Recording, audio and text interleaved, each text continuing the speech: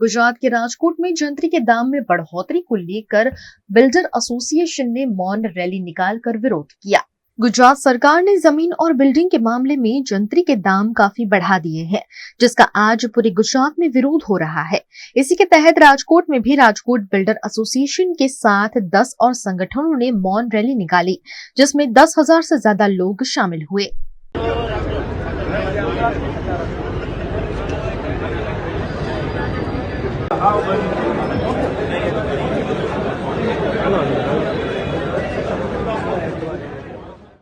Builder એસોસિએશનની આજે મૌન જે રેલી કરવામાં આવે છે તેમાં અમારા અહીંયા એવું નથી કે રાજકોટ પૂરતું જ છે, આ સમગ્ર ગુજરાતમાં અમારા ક્રેડાઈના નેજા હેઠળ આ બધી જગ્યાએ અમે આજે મૌન કી રેલીનું આયોજન કરેલું છે, જેની અંદર અમારા જંત્રીનો મેઇન પ્રશ્ન છે અને એ સિવાયના અમારા કમ્પ્લીશનના પ્રશ્ન છે, ફાયર એનઓસીના પ્રશ્ન છે, तो ये बाबत हमें आ रैली करवामा आवेली है। इन बिल्डरों का कहना है कि जंतरी के दाम बढ़ने से राजकोट में फ्लैट और मकान के साथ साथ दुकानें भी 20 से 40% महंगी हो जाएंगी, जिससे आम आदमी की जेब पर असर पड़ेगा और रियल एस्टेट सेक्टर को नुकसान पहुंचेगा।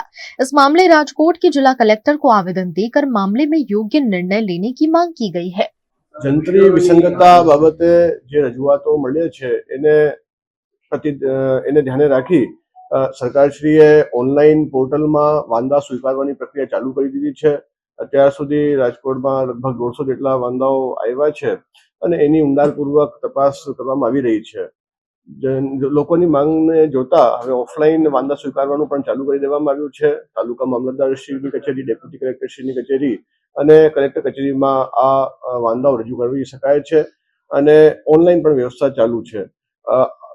એ દિશામાં કલેક્ટર લેવલની એક કમિટી બનાવવામાં આવેલી છે, જે આ બધા જે ફરિયાદો છે એનું અભ્યાસ કરી સરકારમાં પોતાની ભલામણ કરશે। નવા કમિશનર સાહેબની નિમણૂક થઈ ગઈ છે, જે ટૂંક સમયમાં ચાર્જ સંભાળશે અને મને ઉમ્મીદ છે કે એ પોઝિટિવલી આગળ આ દિશામાં કાર્યવાહી કરશે।